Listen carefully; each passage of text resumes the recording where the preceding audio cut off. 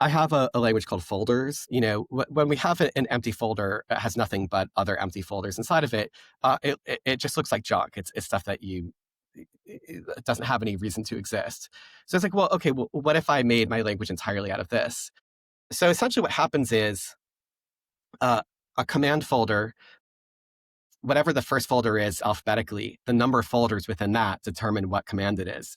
And then the command will have a second folder that'll take it'll take its arguments, or it might take child commands and so on. So you could reorganize your hard drive to be a folders program if you wanted to. And I originally made folders just for Windows, the original version, because in Windows, folders supposedly take up 0 bytes. Obviously, they do take up space if you create a lot of folders, but it won't tell you what they are. So the conceit was, now we have infinite file storage because we can have all of our data and programs just represented in folders, and it's almost like a parallel file system alongside Windows that's just kind of doing its own thing.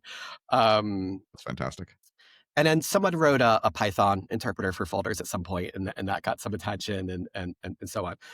But I also liked the idea of sort of try to dematerialize code, make the code seem to disappear.